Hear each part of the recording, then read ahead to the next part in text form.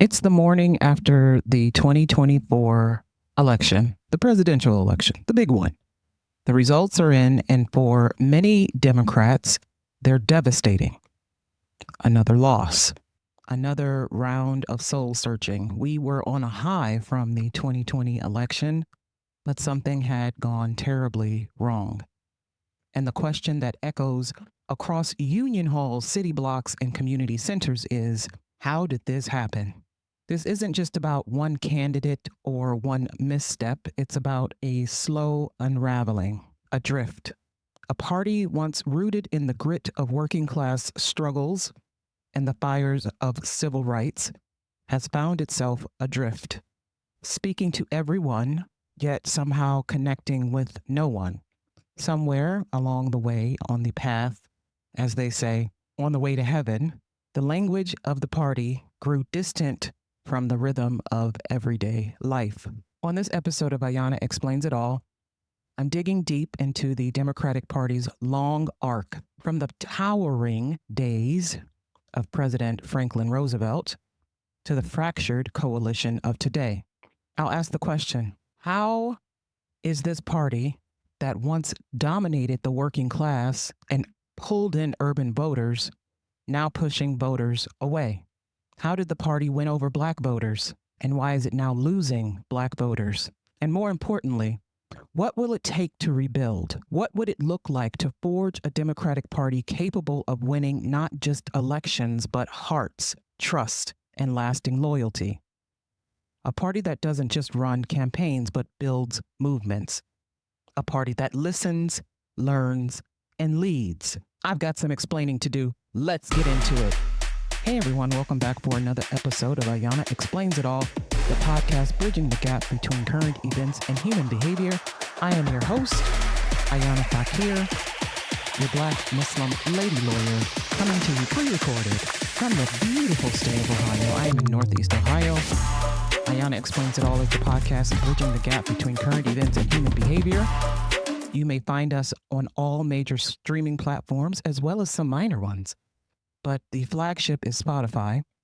You will also find the podcast on Apple Podcasts, Amazon Music, Pandora, iHeartRadio, Good Pods.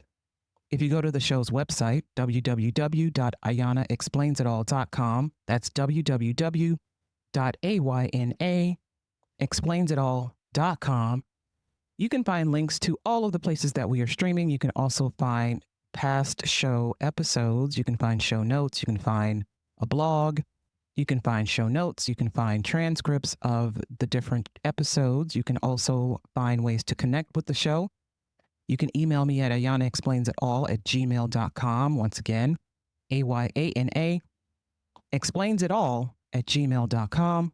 Now, while I say that I explain it all, I don't know it all. So sometimes when I do my shows, I will refer to books, journal articles, things that other people have said, and I will cite to those sources in my either show notes or the transcript of the show. So you can find all of that information when you go to the episode, when you go to the link for the episode. I would love it. I would love to hear from some of you. I am working with some new hardware over here. I have the capability now to take calls. So if people want to call in to talk with me about whatever issue you want to talk about, if you have a story to tell, or if you want to correct me about something, or if you want to debate me about something, or if you just want to talk about something, I will be doing that on the show now since I have that capability. But also, I want you all to share this show with people. Share it with people you know. Share it with people you don't know. Share it with people you love, people you hate. Yeah, share it with people you hate. Why not? They need to know things too, right? You got to share knowledge. You can't gatekeep knowledge, right? So, once again, AyanaExplainsItAll.com, www.AyanaExplainsItAll.com. You can also find ways to support the show. This show ain't cheap. It ain't cheap. These hardware upgrades and software upgrades, man, listen, the technology world is where I put a lot of my money, unfortunately. But as I mentioned in the intro, I'm going to be talking about the Democratic Party. I have spent some of the last few weeks spending time with a lot of Democrats talking about the 2024 election, past elections, past presidencies, and what Democrats can do to rebuild essentially rebuild, win back voters, build coalitions. A lot of people have just flat out laughed. And that's fine too. That's fine. I spoke to voters, I spoke to non voters, I spoke to Republican voters, had a lot of debates, a lot of discussions. And I'm just looking for us to find a way forward. And to find a way forward, we have to first look back. We have to look back at the roots of the Democratic Party's strength and the coalition that once held it all together.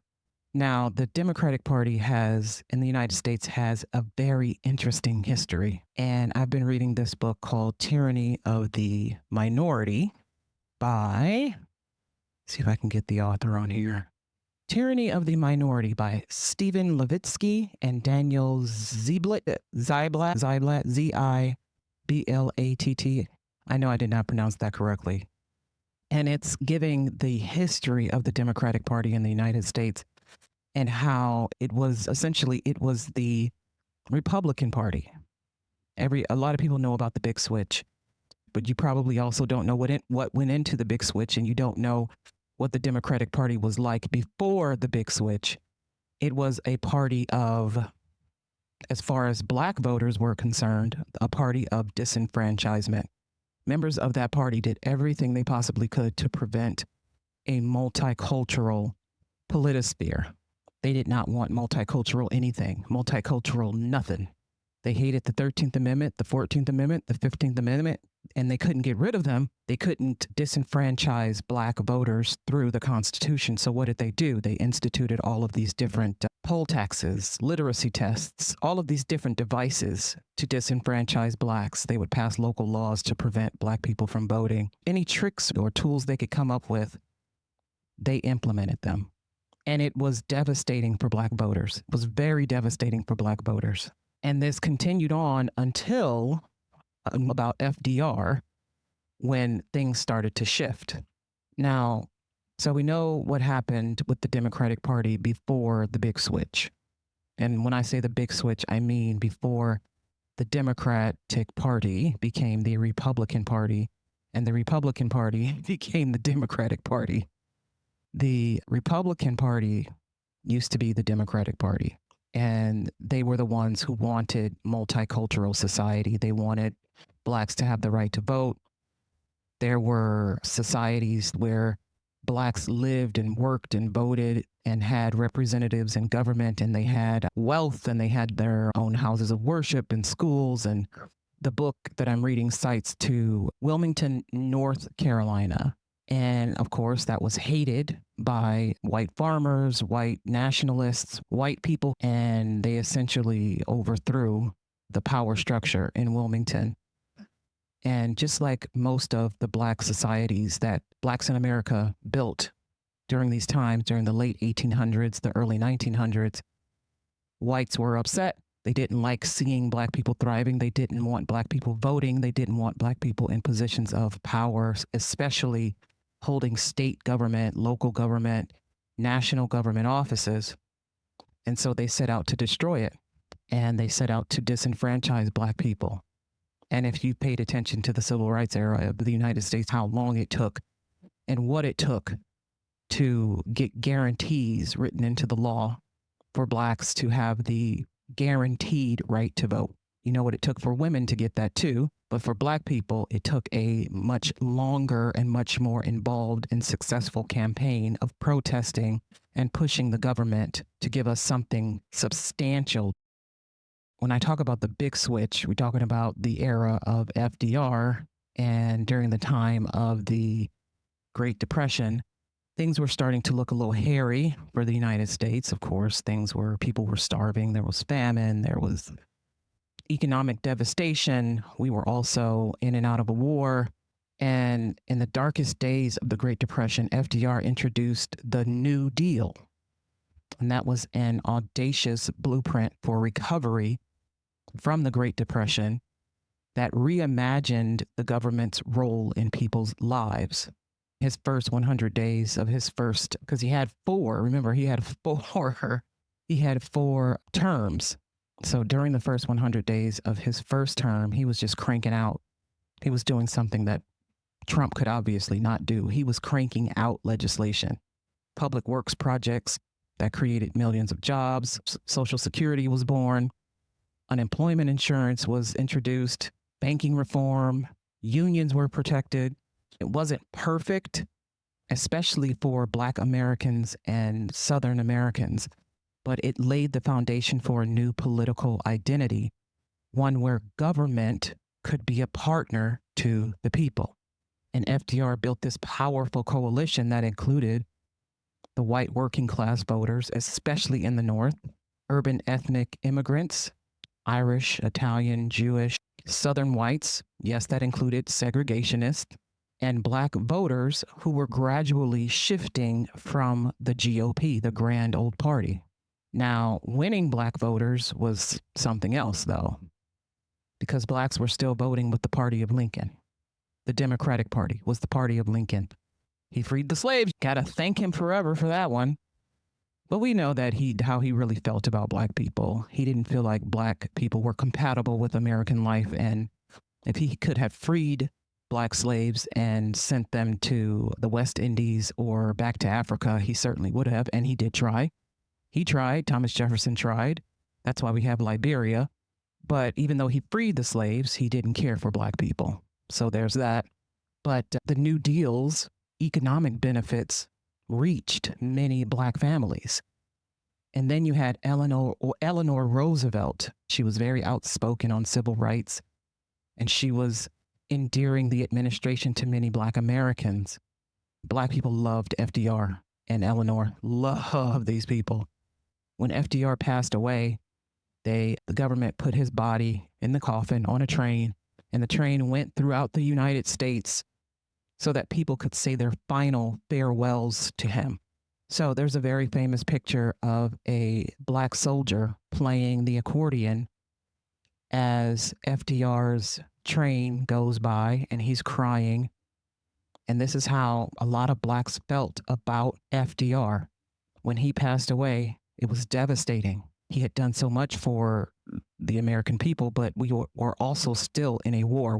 It was in the midst of World War II that he passed away, and people were serving, even though the army, the armed services, was segregated under FDR. People still loved him, again, because he rescued the United States from the Great Depression. Northern working class whites, immigrant communities, urban voters, and even Southern segregationists all held together by shared economic interest, if not shared values, in this coalition that FDR built. This was the New Deal coalition, and it was vast, a patchwork stitched together not by identity, but by struggle and survival. For Black Americans, the shift was complex. The Republican Party had long been the party of Lincoln, but the New Deal relief programs began reaching Black communities, even amid discriminatory implementation. Symbolic acts mattered. They mattered. Eleanor Roosevelt famously resigned from the Daughters of the American Revolution after they barred Black opera singer Marian Anderson from performing at Constitutional Hall. And that moment echoed deeply. And then later, President Harry Truman's decision to desegregate the military in 1948 signaled a slow but meaningful change. And as Ibram X. Kendi points out in the book Stamped from the Beginning, although they received disproportionately less than whites, Black Americans, especially Northerners, did receive some assistance from the New Deal, more than they had from any other federal government program in recent memory. Grateful Black Republicans flocked to Roosevelt's Democratic Party. And so now today, when you argue with Republicans and conservatives about the accomplishments of the Democratic Party, they will remind you that the Democratic Party was once the party of segregation, that it was the Republican Party that actually freed the slaves. And you have to remind them that the names of the parties don't matter. It's the people who made up the party, right? The segregationists, the white conservatives, those who wanted to kick the 15th Amendment, those were the people who were in the Democratic Party. Forget about the name. Look at the people. And then compare them to today. Who would you put in yesterday's Democratic Party from today? Republicans. Yeah. You'd put those people who don't want a multiracial, multicultural society, who don't want us focusing on social issues so much, who don't want to see many types of people in different positions of power, who rather preserve white power. You'd put those people in the old Democratic Party. But the civil rights movement further accelerated the shift of blacks from the party of Lincoln. By the time Lyndon B. Johnson signed the Civil Rights Act in 1964, the Democratic Party had aligned itself with racial justice. And in doing so, began a painful but necessary transformation. Johnson reportedly said at the time, "We've lost the South for a generation." He may have underestimated the timeline. Now remember, we know Johnson was no fan of the black, but he did what he had to do. Lincoln did what he had to do. Lincoln saw that blacks were determined to be free, and so he was like, okay, I guess we'll free them then. And Johnson saw that blacks were determined to have civil rights, the guaranteed right to vote. And he was like, okay, I guess we'll have to give them a Civil Rights Act. No coalition lasts forever. As the nation changed, so did the party, and the very strengths that once united it began to fall apart. That transformation came at a cost. The party that once held together urban immigrants and Southern segregationists could no longer straddle that divide, and the cultural upheavals of the 1960s and 70s only widened the cracks. The South began to turn. The Republican Party saw opportunity and executed the Southern strategy, which is a deliberate appeal to white resentment over civil rights gains, which we are seeing now. You wouldn't call it the Southern strategy, but you would call it the Republican strategy. They're appealing to white resentment over the presence of immigrants, over the presence of certain people who don't look like them having social welfare, having access to social welfare, such as public housing, Medicaid, cash benefits, food stamps. Like, how many times do we have to listen to people complain about those who receive public aid? It's nauseating. But this is what Republicans are appealing to further divide the nation. A deliberate appeal to white resentment over certain gains. And during the 70s, Richard Nixon tapped into the silent majority. And then Ronald Reagan added a charismatic sheen. He was an actor. He added a charismatic sheen, turning government skepticism into a moral cause. Meanwhile, America's industrial heartland was hollowing out. Factories were shuttering. This is when, during Reagan's administration, is when the factories started to close down and move overseas. And then it was ramped up under Clinton. But globalization hit hard. It hit the United States hard. And unions, which were once the Democratic Party's backbone, saw memberships fall. Working class voters, particularly white ones, felt left behind, as they do today. They still feel left behind, which is remarkable to me, but they have always been made to feel that way, like they are being left behind. They are not being left behind, but they are being made to feel that way. It's deliberate. But in this case, their jobs were vanishing.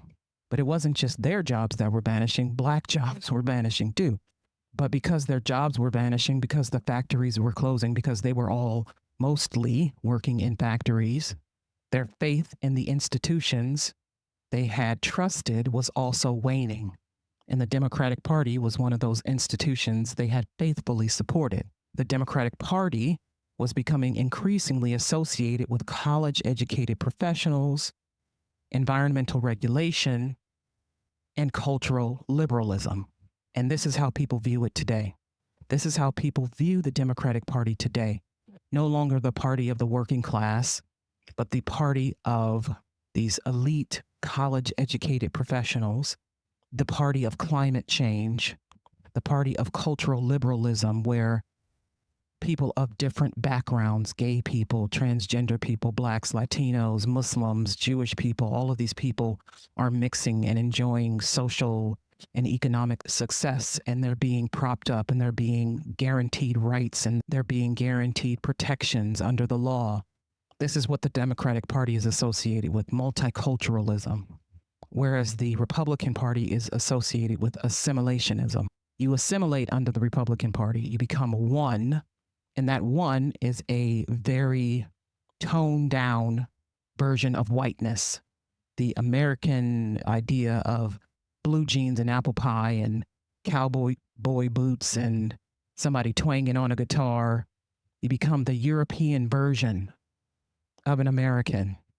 You're wearing a suit and women are in dresses, right? Dresses and heels and an apron. And when we look at who the Republican voter is, people will often cite that it is the non-college educated rural American who mostly votes Republican. Non-college educated. Democrats are seen as the party of the educated voter. And to some voters, it began to feel like the Democratic Party was a party of lectures rather than livelihoods. And the Reagan Democrats, once the union men and women crossed over not only for economic reasons, but because they felt culturally alienated. And the Reagan Democrats, yes, Democrats who voted for Reagan. We have Reagan Democrats, we have Obama Republicans, right? We have Biden Republicans. We have Trump Democrats. These are people who vote for the president of the opposite party because they are endeared to this person or because they love this person's policies. But at a local level, they will vote along their party lines. But in this case, Reagan Democrats, once union men and women, they crossed over not only for economic reasons, but because they felt culturally alienated by the Democratic Party. Bill Clinton comes in and he tries to win them back. His policy of third way politics emphasized centrism. Yes, Bill Clinton was a centrist. Joe Biden was a centrist. Obama was a centrist. In case you didn't know, they were tough on crime. Bill Clinton particularly, he had the crime bill, which Republicans will remind you of. Oh, Biden signed the crime bill. Biden didn't sign the crime bill. He helped write the crime bill. Bill Clinton signed the 94 crime bill into law. Yes, we know. He wanted to be tough on crime. He had that whole cops program. He was tough on crime. He wanted welfare reform, got welfare reform. He wanted free trade agreements like NAFTA, got NAFTA. But he was also charismatic, smart, and politically shrewd. He expanded the Democratic Party's appeal in suburban America in a way that today's Democratic Party has not been able to do. He did it. Obama did it. Today, it ain't happening. But these gains came with costs, right? Think mass incarceration, particularly of Black American males, disinvestment in the social safety net, and economic policies that left many vulnerable workers further exposed. Again, the Democratic coalition was shifting, but the foundation was unstable and open to losing more voters. But then a new voice emerged, one that promised change, unity, and a future many thought was out of reach. But even the brightest hopes carry shadows. I'm speaking, of course, of Barack Obama, President Obama. A moment of hope and historic change came when President Barack Obama was introduced into our lives and when he was nominated for the Democratic Party's candidacy for president. And then when he won the presidency in the year 2008, his election was not just a political victory, it was a cultural phenomenon. You saw posters, videos, all kinds of marketing material that said hope, change, hope we can believe in. He was all over the United States speaking, being, I don't want to say praised, but he was looked upon as the hero. The United States was in the midst of a very unpopular war in Afghanistan and Iraq, which they really wouldn't call a war in Iraq, but whatever. And an unpopular president in George W. Bush. And we were in a recession, deep recession, honey, deep. And then here comes Obama, that's very charismatic, very good looking, by the way, suave, though some would have called him aloof. He was suave and smart, just so smart, very intelligent. And his candidacy even electrified the country. And when he won, people were filled with hope. Yes, brother, bring it back. Bring our country back. And yeah, he did pull us out of that recession. He absolutely did. Some tough changes. I worked for the government at the time. I still work for the federal government. We had to do some belt tightening, honey. We didn't get a raise for some years. He made a lot of other changes too. Some that I didn't agree with. But he had to engage in austerity. Things were happening. We needed to save money. We needed to cut costs, and he made it happen. But he also built a new kind of coalition. Remember the coalition that FDR built? Obama built a coalition too. A multiracial, youthful, urban, and digitally savvy coalition. During his presidency, during his candidacy, Black voter turnout soared to historic levels. And Latinos were energized. Millennials and Gen Z folks felt seen. Latinos were energized. Generation X folks felt seen. Younger voters felt seen. Those in their early 20s, they felt seen. People were excited to vote. They were excited to vote. Obama's campaign mastered community organizing and digital engagement in a way that no other candidate had ever done. He made people believe again in the hope and the promise of the American dream. Listen to me, I sound like I'm stumping for him. But beneath that triumph, deep currents of fragility remained, and we know this. And I want to say it began around the time of Trayvon Martin's murder, but those cracks were starting to form long before then.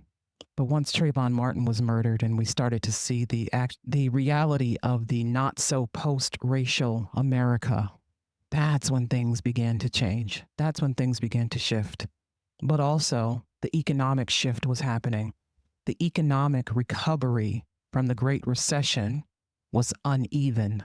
While Wall Street bounced back and the auto manufacturers bounced back, too many main streets never did. Too many of these suburbs did not bounce back. And for many working class voters, Black, white, and Latino, life did not get dramatically better. And by his second run at this, Obama faced unprecedented opposition, including from people in his own party. There were candidates who refused to run with Obama. They didn't want his endorsement. They didn't want him making a speech on their behalf. They didn't want him being at their rallies because he was unpopular. He was unpopular. Even though he had pulled us from the Great Recession, he was unpopular. And then we had the rise of the Tea Party that was fueled by both ideological and racial backlash. And Republicans in Congress began their campaign of obstructionism and obstructed President Obama at every turn. Remember specifically when Obama nominated Merrick Garland to replace Antonin Scalia, and Mitch McConnell said, "It's an election year, and I ain't got time for that," because the Supreme Court justice, all of the federal appointees have to be confirmed by the Senate. And Mitch McConnell was like, "Yeah, we have to confirm, but the Constitution doesn't say when we have to confirm, and it's an election year, and so we're not gonna hold that meeting. We're not gonna hold those hearings. We're not gonna confirm anybody." And Merrick Garland didn't have his day before the Senate. Of course, he later became the Attorney General of the United States, and some would say an ineffective one, but he would have been more than likely a U.S. Supreme Court justice. But Mitch McConnell and the Republicans made it very clear that they were going to be the party of no, and they were going to swat down anything that President Obama and the Democrats brought to the table, brought to the House and the Senate. And then there was in the background, that background noise, that background chatter was starting to build. The right-wing media machine of Fox News, talk radio, online blogs was growing louder, angrier, and more sophisticated. and it was reaching more viewers, more listeners. By 2016, the cracks in the Obama coalition were evident. Hillary Clinton's campaign struggled to energize key parts of the Democratic base. And then coming down on a golden vessel to announce his presidency, Donald Trump, a billionaire populist, did that vacuum. He offered a cocktail of economic grievance and cultural resentment. And by 2016, when Obama was in his final months of his presidency and Hillary Clinton was running for president as the Democratic nominee, the cracks in the Obama coalition were evident, and Hillary Clinton's campaign struggled to energize key parts of the base, unlike her predecessor, Barack Obama. And then coming down on a golden vessel to announce his candidacy, Donald Trump, a billionaire populist, began exploiting that vacuum and offered a cocktail of economic grievance and cultural resentment. And suddenly the Make America Great Again slogan became the rally cry of the forlorn, became the rally cry of the working class forlorn, the left out, the ones who felt like they had not received what they were promised under Obama. And we know what happened after that. A disastrous first presidency for Donald Trump that ended with his failures during the COVID-19 pandemic, resulting in a loss of life of over 1 million people in the United States of America.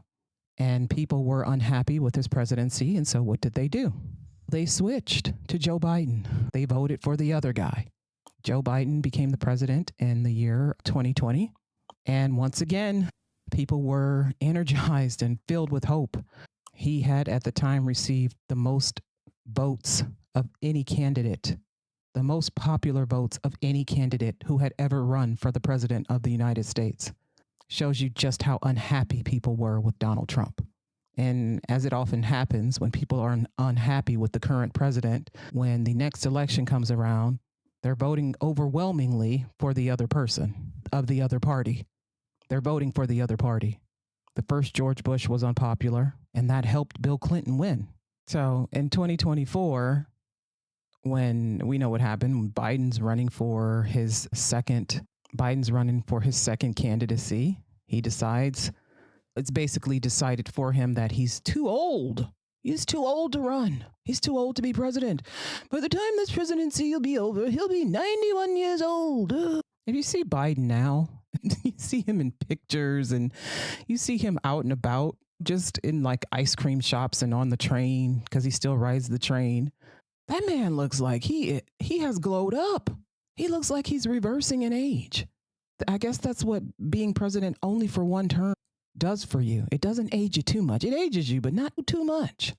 He looks great. The person that I saw in this video on a train hugging voters, that person could be president. The person who left office, maybe not. But we miss you. I do, because having a president who can actually govern now. I'm not talking about somebody you like. Somebody who can actually govern is important. Having a competent person in charge of the government is important. I've said that many times, many times. And people laugh, we want to make America great again. No, you want someone who is competent running your government, you silly rabbits. So we're in 2024, and the warning signs that had been flashing for years that working class voters across racial lines felt unheard, unseen, and increasingly unmotivated to vote. And in critical cities like Detroit, Milwaukee, and Philadelphia, where Black voter turnout declined and frustration with broken promises and low progress boiled over, Democrats were losing voters in urban areas, and they were not winning voters in rural areas whatsoever. Latino voters, a richly diverse and growing demographic, grew tired of being treated as a monolith. And in places like Florida, and other places throughout the southern United States where they are heavily populated, such as Texas and Nevada and California, they swung right. They swung right the fuck on to Donald Trump and the Republicans and the MAGA. And I've had this discussion with a couple of Republicans, but they say that MAGA is not extreme and that it's not the extreme Republican Party. And some others will say it's not Republican at all, that it's its own political party. I don't really care. I don't care what y'all are. To me, when you have extreme ideas, you are an extremist party. And this is what many Latino voters swung to, and what many of the white Republican voters swung to. They swung right to the MAGA right-wing extreme version of Republican political ideas. Some will say that the Republican Party no longer exists, and this MAGA is the Republican Party now. There are no more centrist Republicans. There are no more moderate Republicans. There's just MAGA, and that's it. And you know what? Considering what's going on in Congress and how they're failing to stop Donald Trump from issuing these ridiculous executive orders and violating the Constitution every single day he's on the job, the way they are allowing him to dismantle and destroy a government that has taken 100 years to build into what it is today, the way they've done absolutely nothing, you'd be hard-pressed to convince me that the Republican Party still exists, because even moderate Republicans would not allow what is happening to happen. Even by now, they would have put a stop to the president violating the Constitution over and over and over. Once, they might give you a pass. But every time you take out your pen, you're violating the Constitution. You're usurping the powers of Congress. Congress holds the powers of the purse. Someone stole your purse, honey. But young voters who were once mobilized by climate urgency, gun violence, and racial justice, they felt ignored by the Democratic Party. Student debt forgiveness stalled. Although the Biden administration was able to get billions in debt canceled for people who held student loans, it stalled, was challenged in the courts. They could be challenged in the courts as unconstitutional. They were challenged in the courts, and the court said, hey, wait a minute, maybe this is unconstitutional. We're going to have to throw out your student loan debt forgiveness program. So a lot of people are right now facing mounting interest on student loans that they have to pay back. They have to now pay back, make monthly payments, or the Department of the Treasury is going to come after them in a very sick way. Very sick. What is happening to student loan what is happening to student loan holders is sick. I don't know how else to describe it. And then to demonize them because they're unable to make a payment. I don't demonize people who are unable to pay their bills because I've been there. I know what it's like. I don't demonize these people. Student loans are predatory loans. I held student loans. Mine were forgiving under the PSLF, but they're predatory loans. High-ass interest rates, repayment terms that don't make any sense whatsoever. And now Donald Trump in his wisdom has gotten rid of the income-driven and other repayment programs that would make it easier for people to have reasonable repayment terms, monthly repayment terms, make it affordable. So look at what's happening right now. Young voters, listen to me. Look at what's happening right now. The economy is being squeezed by a recession, started likely by these tariffs that Donald Trump has placed on other countries, especially China. The cost of goods has gone up. They have not gone down. The goods that you could afford probably in January, you can no longer afford in April and May. Your student loan payments are going to be due. And for some people, it's going to be $1,000 a month. Easy. Your rent has gone up, continues to go up. It has not come down since the increases of the pandemic era. Electricity, the cost of electricity is going up. Interest rates on cars have gone up and haven't come down. Everything is expensive, including food. The cost of food has gone up. Young people, are you looking at what's happening? You're being squeezed. Middle-aged people, are you looking at what's happening? Older people, are you looking at what's happening? You're being squeezed. The very little monies that you have are being squeezed so tightly that they are disappearing right before your very eyes. And now the government's adding more bills to your pile, on your junk table, on your mail table. What do you think's going to happen? What choice do you think people are going to make between paying a student loan or having food and being able to afford rent? I think they're going to choose food and rent. I know one thing I would do. I would choose food and rent. I'm not going to lie to you. I would choose to eat and live before I would ever pay a student loan bill. I would choose to eat and live. That's just it. But oh, they're going to come and take your tax return and garnish your wages. What the fuck do you want me to do? Not eat? What you want me to do? Where is a person supposed to find an extra $1,000 a month? If I find an extra $1,000 a month, you know what I'm doing? I'm saving it. Now people won't even be able to save money. So you're wiping out people's savings. And there are people who are still just happily supporting Donald Trump and his administration. And oh, things will get better. Just give it time, Ayana. Give it time. It's only been 100 days. And 100 days from now, it'll be 200 days. 100 days from that, it'll be 300 days. And before it'll be a whole year and people will still be saying, it's only been a year. Give them another year. They move the goalposts because they can't admit that what they've done has royally fucked the country. Make America great again. And then there are these international crises like the war in Gaza that sparked disillusionment from certain voters. And people thought, oh, we won't vote for Kamala Harris because of Gaza. We'll vote third party or vote for Trump. How'd that work out? He didn't end it. He didn't end anything. The ceasefire has been broken many times, by the way. Hundreds, thousands of people still being bombed, killed, babies, people burned alive. But you know what?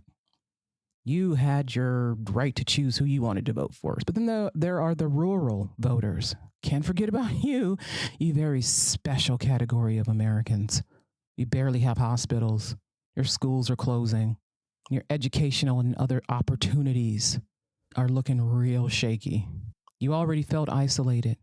And you saw little reason to believe Democrats cared about your lives. So you chose the Republican Party. And now you're saying that the Republican Party also don't give a shit about you.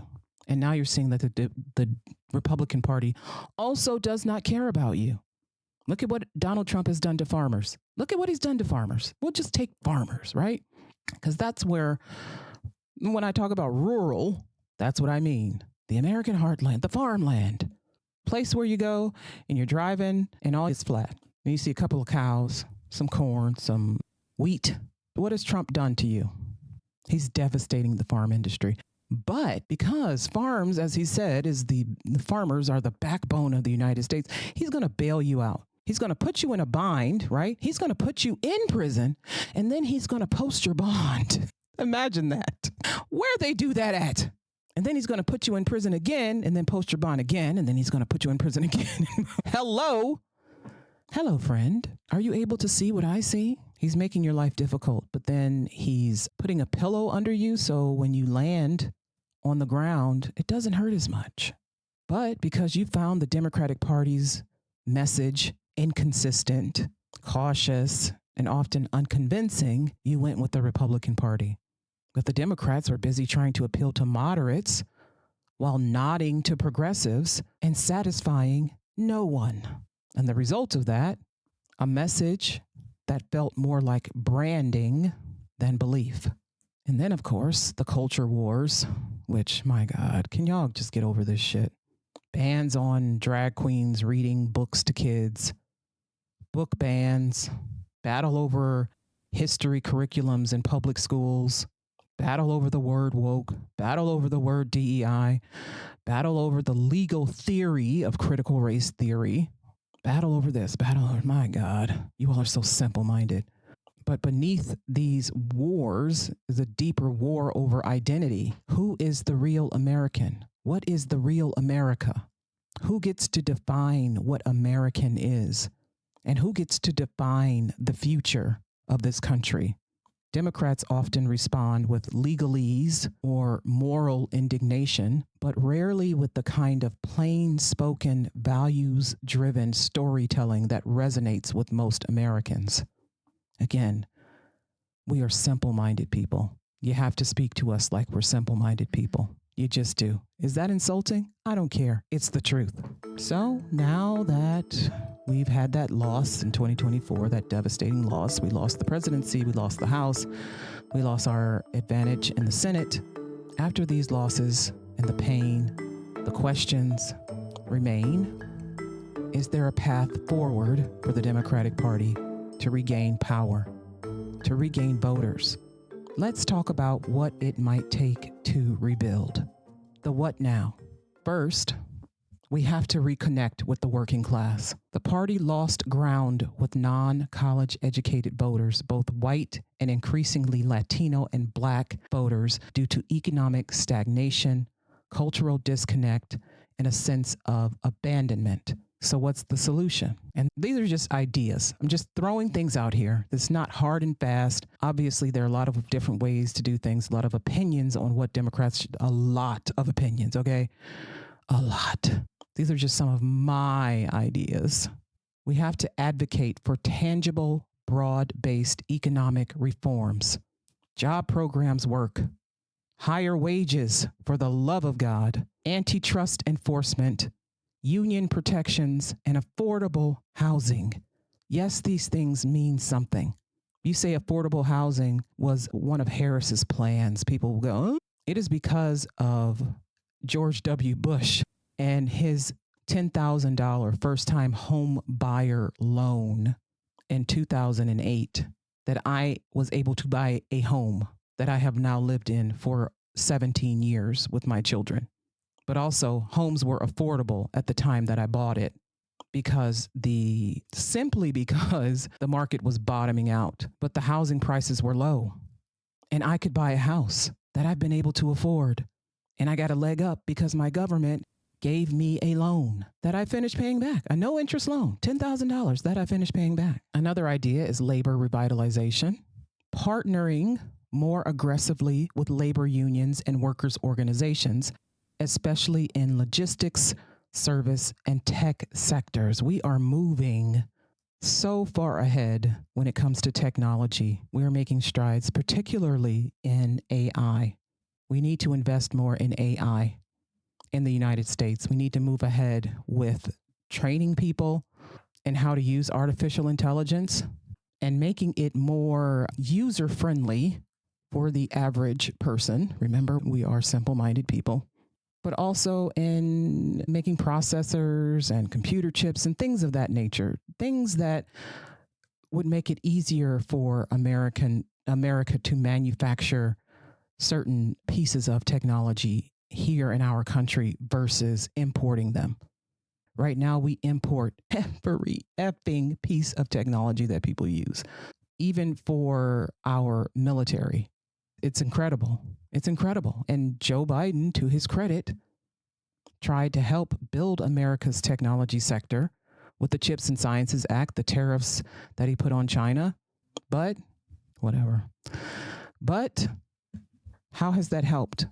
What has that done for us? Joe Biden passed this law in 2022 to boost domestic research and manufacturing of semiconductors and other high-tech fields, and it authorized $280 billion in funding, new funding, to boost domestic research and manufacturing of semiconductors in the United States. Incredible. It's incredible. It wasn't enough for Democrats to win the election in 2024, though. It created new projects. It created thousands of new jobs. However, these projects have faced delays in receiving funding because of bureaucratic hurdles and shortage of skilled workers. You all want skilled labor jobs coming back to the United States. You need skilled workers. And then when you say we could have unskilled jobs, people get offended. People get offended. We could have semi-skilled jobs. People get offended. What do you mean I'm only semi-skilled? What do you mean I'm unskilled? Unskilled means that it takes 30 days or less to learn how to do the job, and you don't supervise and manage people. Semi-skilled is you might supervise employees. You might have some program knowledge. You use more sophisticated tools. But when it comes to tech sector jobs, these are skilled jobs that require skilled labor. That means you have to have a 2-year or a 4-year engineering or technician degree So you can't just demand that these jobs come back. You have to have people to fill the positions. They have to be qualified. But also, we could push for place-based investment. That's supporting rural and small town economies with local job creation, broadband access, and healthcare investment, not just in urban hubs. Create these rural hubs. My son goes to college in a town that's a small town. It's a series of small towns, actually, in this county. And I've told this story before about how I was driving him back and forth to school, and I was seeing them build in this one particular town. They were building solar panels. The people were not happy. They are not happy about these solar panels. And the idea came that they would also build wind turbines. And the people have been staunchly against these wind turbines. Even though the building of it, and I don't know how these things are managed, but I would have to imagine that miles and miles of wind turbines and solar farms require at least a couple hundred people to manage them, clean them off. I don't know what you do with them, but at least the building of these things requires hundreds of people to do this over some years. I think they had been working on this particular solar panel project for 2 years, it seems like. That takes people. That's job creation. That is job creation. And then the tax revenue that the city gets from having these wind turbines and these solar panels in their city, millions of dollars they could get. Millions. But people want to look out on their flat land, and they want to see nothing but flat land. And they want to look up at the sky and see the sky. They don't want to see turbines moving in the wind, creating wind energy. They don't care about wind energy. They don't care. Solar power, we don't care about that. Especially when it's snowing and there's cloud cover. How are you going to get sun energy? Again, simple-minded. And I'm not trying to be insulting, but a lot of American voters are very simple-minded people. They just are. I'm sorry. They just are. You would have to be to continue to vote for people who are against you, number one. And number two, you would have to be to continue to vote against your self-interest and not understand what you're voting for. Again, using plain, direct language to connect on these kitchen table issues, job security, energy costs, rent, and education is key, is necessary. Drop the jargon. Use the plain language. Use very plain language to talk to people. You even might have to use some of these buzzwords, as they call it, that really keys into people's psyche. Republicans know how to do this. They know how to use these boogeyman words like illegals and abortion, trans in the bathroom. They know how to use these phrases. Democrats have to have their own phrases, and they have to use them, and they have to be plain spoken. I know we're the party of the college educated, but we have to learn how to talk to people, even if they're not college educated. Even if they're a homeless person on the street, got to know how to talk to them. But also, we have to reinvigorate the Black youth base, the turnout but also we have to reinvigorate the Black, Latino, and youth base. These groups of people we hemorrhaged these groups of people in 2024. Not Black women so much, but Black men, especially young Black men, but also young voters, young college voters, Latino voters, gone, which signals a disillusionment and unmet expectation from the Democratic Party. We have to deliver real gains on issues that these groups care about. Real gains now. Student debt, policing reform, climate change, housing justice, social justice, educational opportunities, making education affordable. Making college education affordable, not just wiping out student debt, but making college education affordable for most Americans. Make it affordable.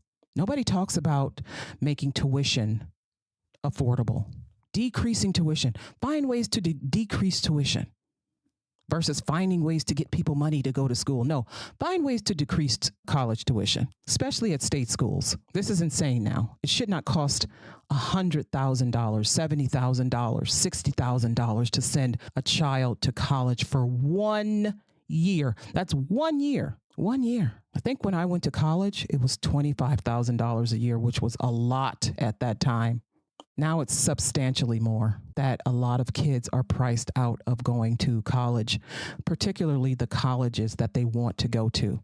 I have a child who's probably Princeton, Harvard level student, but her mama don't got Princeton or Harvard level money to send her to college. I do not. But we also have to fund and elevate grassroots leaders and organizations in Black and Latino communities instead of parachuting in consultants. Democrats are really good at using consultants. Come on now.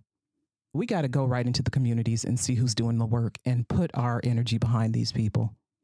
We have to elevate these grassroots leaders. And we have to stop treating Black and Latino voters as a monolith. We have to stop treating them as if all of their needs are the same. Latinos don't just care about immigration, okay? Please stop. And Blacks don't just care about policing. We have common threads. We have a lot of shared values, a lot of shared cultural norms. But Black people specifically, we care about a lot of different stuff. And it also depends on where we're living. There are Black people living in majority white areas. There are Blacks and Latinos living together. There are Blacks who live in Black neighborhoods. There are Latinos who live in Latino. You have to stop looking at these people as being one group.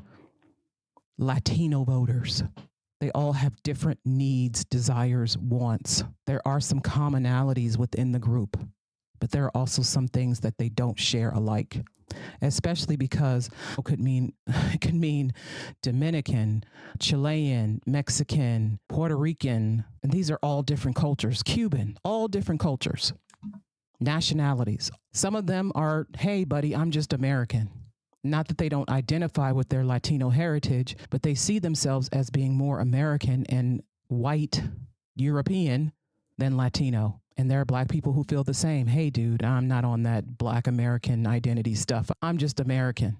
I'm just American. They've assimilated. They fully assimilated. And they don't give a crap about police. We don't care about police. We don't care about that. Why are you talking to me about police reform? Is it because I'm Black? Democrats have to show up consistently where these voters are. Not just during elections. You have to show up consistently. These town halls that Democratic leaders are doing, the representatives and the senators and some of the governors are doing, these town halls, fabulous. It's 2024 and it's 2025 and that the midterms are in 2026. There are also hundreds of elections this year too. You're trying to win voters.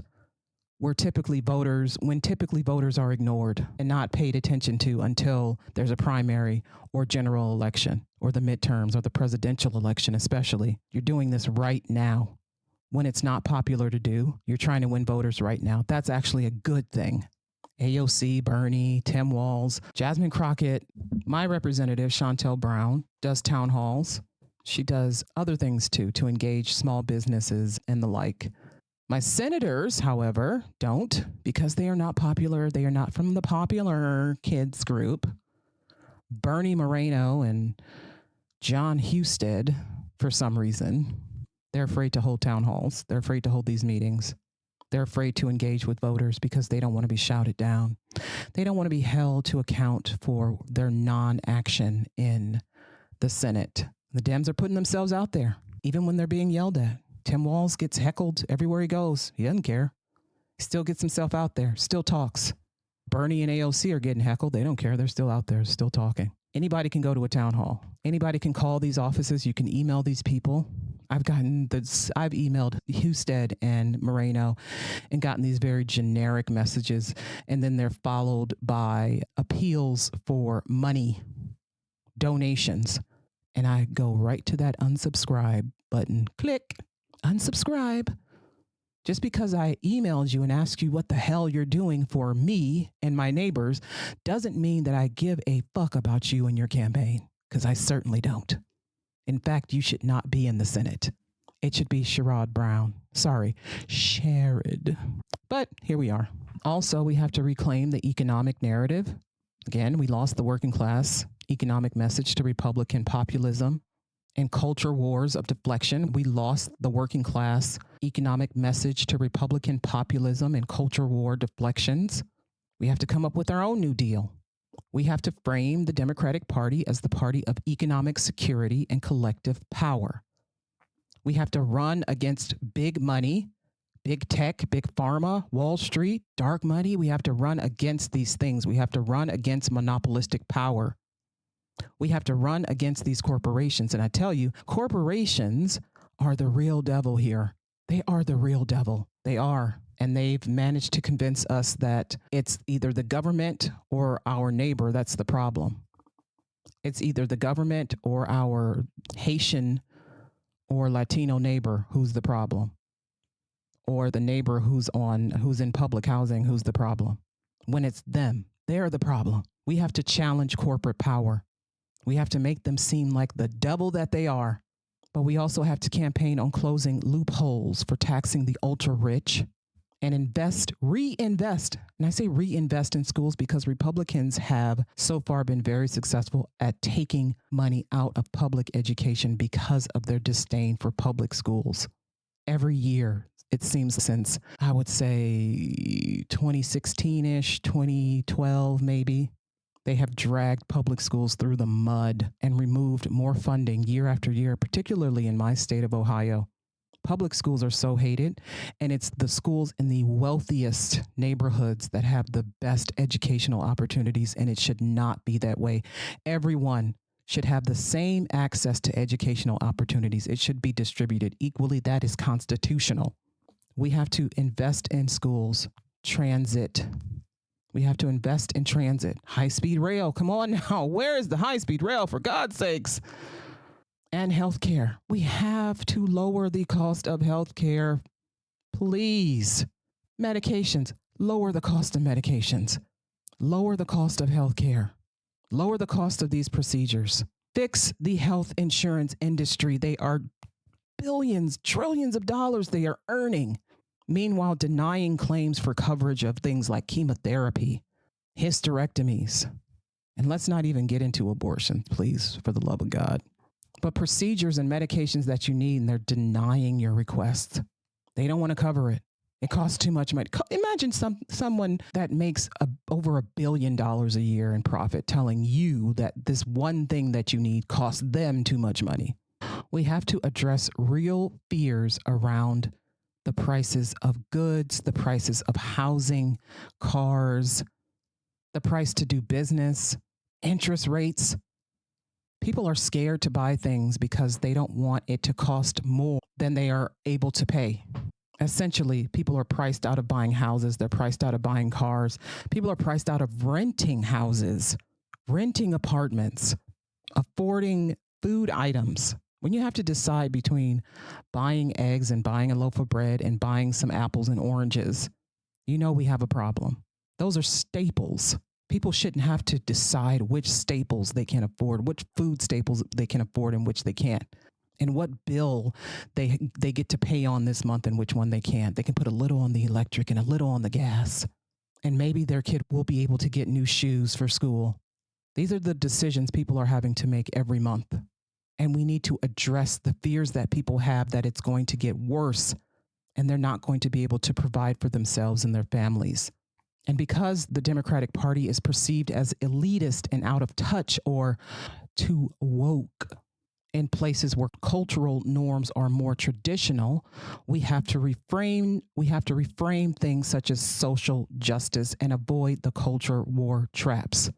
We have to root our messaging in universal values like dignity, freedom, and fairness rather than academic language or niche frameworks. And we also have to prevent the right from setting the agenda, from setting the tone. We can't let everything that we do be a reaction to what they've done. We have to focus on unifying narratives rather than reactive posturing. And we have to celebrate patriotism and service. I talk about my love for working for the federal government all the time. I'm an American. I love working for my country. I love it.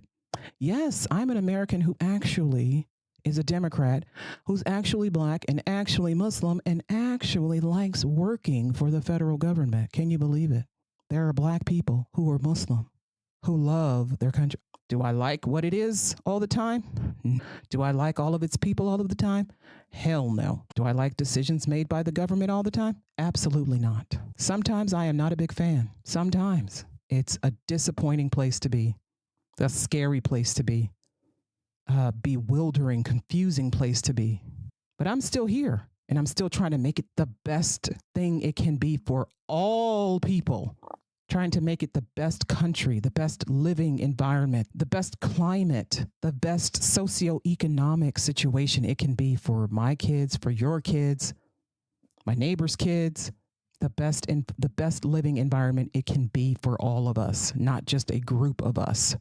Also, Republicans have built a durable local and state level machinery in most states. You look at the map of the United States, the political map, you see a lot of red. See a lot of red at the local levels. The mayors, the city councils, the state House of Representatives, the state Senate, the governorship, attorney general, lieutenant governor, or you see a Supreme Court, a state Supreme Court that's completely red. Like in my state, it's been disastrous. It's been disastrous, but it just keeps getting redder. Why? Because people are disillusioned with the left. They are disillusioned. People are disillusioned with the Democratic Party. And so these red areas are getting redder. And Democrats are losing in the urban areas. They're losing voters in the urban areas. We're not winning enough voters in the urban areas, and we're certainly not winning over rural voters. Now our losses are mounting. We cannot just rely on presidential campaigns and national figures to be the face of the Democratic Party. We have to win these local and state level governments. We have to rebuild permanent operations in red and purple states, not just during elections. We have to focus on school boards, city council, judgeships, where policy and culture intersect. We have to create talent pipelines in diverse communities for future leadership. We have to get into these places. We have the access. It's not hard. We have to get into these places where there aren't a lot of Democrats and see who we can use for messaging, see what we can use for messaging, see what areas where people are feeling less engaged, and explore how we can help them feel engaged and how we can build them up. If you're a Democrat living in a red state or a red city, run for an office, city council, school board, something. Get your foot in there and bring your friends. We also have to beef up our online messaging.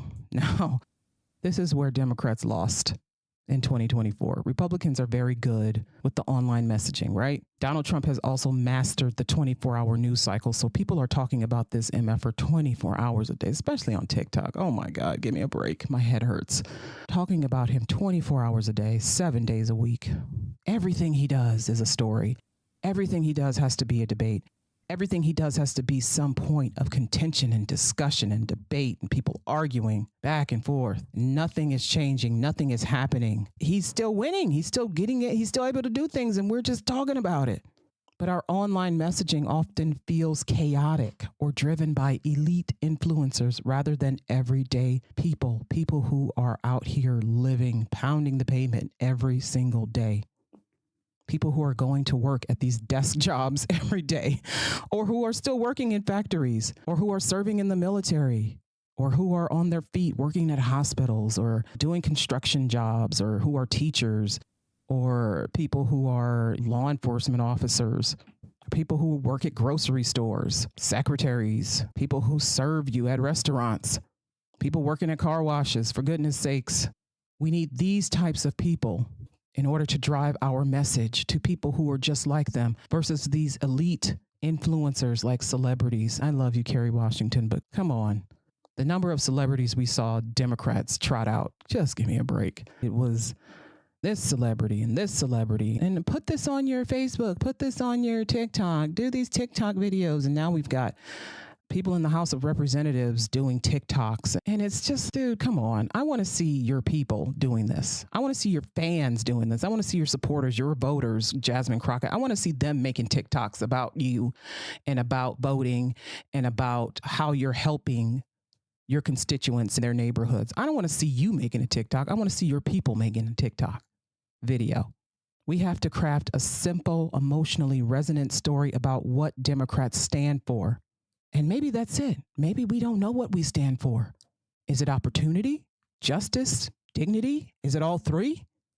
If it is, we have to craft a simple message that resonates with the people, that incorporates all of those characteristics: civic pride, opportunity, upward mobility, prosperity. Yeah, we can craft a message about prosperity that doesn't seem like we're leaving out the little person. We can craft hand up messages, lifting as we climb messages. But we can also empower local influencers and organizers to lead these communications. But most importantly, and I see this a lot on TikTok and Instagram, but building rapid response units to combat misinformation and frame the issues early. Do not let this misinformation get out there and dangle and become the message before we're able to go, nope, and swat it back. Push back on misinformation right away. Push back on lies and misinformation right away, not just with facts, because facts are not enough. You have to reframe the issue, and you have to help people understand how to think about these false narratives, this misinformation and disinformation, so that they know what it looks like, so that they are able to dismiss it when they see it. You have to help people figure out what to believe that is true and what to dismiss as being false. People are very happy to believe false narratives about anything. They're very happy to believe conspiracy theories. They're very happy to believe the worst. And this is on all sides. They're very happy to believe the worst, the absolute worst about people, about government, about society. Very happy to. It doesn't take much to get someone to believe something negative and frightening and fearful, when the truth is often plain and boring. Or sometimes the truth is complex, and because it is complex, they don't feel like taking the time to understand it. So the much easier lie is more convenient for them to believe. We have to get ahead of these things. People need to hear that Democrats have got their back on wages, jobs, and rent. People need to hear that they're being heard and that Democrats are going to deliver on what they're asking for. People need to hear that their children will have a future worth living in the United States. That future is worth fighting for, and fighting for with their vote. People need to hear that their areas are going to be protected, whether it's from economic devastation or environmental devastation. People need to hear that their cities, their towns are going to be protected and thrive. People need to hear, because for some reason the narrative is that Hollywood and New York City decides the politics of the nation, and that the rural voters and their small towns and these flyover states don't matter, which is not true. It's absolutely not true. But people need to hear that the Democratic Party is not just the party of these celebrity elites in these places like New York City, Los Angeles, Hollywood. That's when people think of the Democratic Party, they think of Hollywood. For some reason, it's effing ridiculous. There's so many Republicans in California that the narrative that Hollywood runs the Democratic Party is shite. Honestly, it just shows you how well people have not been paying attention to the shift in political parties over the last 10 years or so, really. So again, we have to engage these bases. We have to reclaim economic populism. We have to speak to rural and working class communities every day, not just parachute in every 4 years. We have to advocate for community hospitals, vocational training, clean water, and public transportation. We have to talk less and listen more. Those who have had their world rocked by certain social and immigration policies will not be open to any dialogue that favors protection of certain groups. And I'm not saying that you have to feed into their prejudice and their fears, but you have to understand where they are coming from, and you have to reframe the narrative. Instead of saying, these people have a right to be here, you could say, I understand that there are issues with the United States immigration policy, and it has been the same policy that we've had since the 1970s. And what we're doing in the House of Representatives is this. And what we're doing in the Senate is this. What we're doing at the local level to ensure that job opportunities are available for citizens living in your town is this. People have to hear, you have to make these people the main character, okay? You have to make the American voter the main character in every discussion. That's just how this shit works. They have to be made the main character. You can't prop up other people over a particular group that's in your face telling you that they're hurting. You don't have to feed into their prejudice and their ridiculous racism, their xenophobia, but you have to make them feel important. You have to make them and their issues feel important. They are. I don't give a fuck about your prejudice and your racism, but I do care if you say there are no job opportunities where you live at. I do care if you say there's no clean water and the air is choking you and your asthma is getting worse and you don't have a hospital or doctor to visit because you live too far from this or that thing, or it costs too much, your inhaler costs too much. I care about that. But politics is emotion and policy. You have to be inspiring, but you also have to be realistic. You have to use plain language, but you also have to be honest. You have to be genuine. You can't just make people feel good. You have to put the money where your mouth is. You have to put the policy where your mouth is and make people feel like the future of this country is a collective endeavor that we all must work together to ensure that we have a future worth living for, worth fighting for. And if this means rebuilding from the ground up, then that is what it means. Because right now, the Democratic Party stands at a crossroads. It can choose to continue chasing fleeting coalitions and short-term wins, or it can choose to build something durable, rooted in dignity, solidarity, and courage. And this isn't just about political strategy. It's about moral clarity. It's about offering people a political home, one that doesn't just speak to their minds, but to their hearts. History shows the party has risen from defeat before, but it only did so by reconnecting with its base, its values, and its vision. The path forward is not easy, but the wins are possible. We can gain back what we lost. And this has been Ayana Explains It All, brought to you by Facts, Figures, and Enlightenment. And if this episode resonated with you, I encourage you to share it, talk about it, organize. Because if we want a different future, we have to build it together. Take care.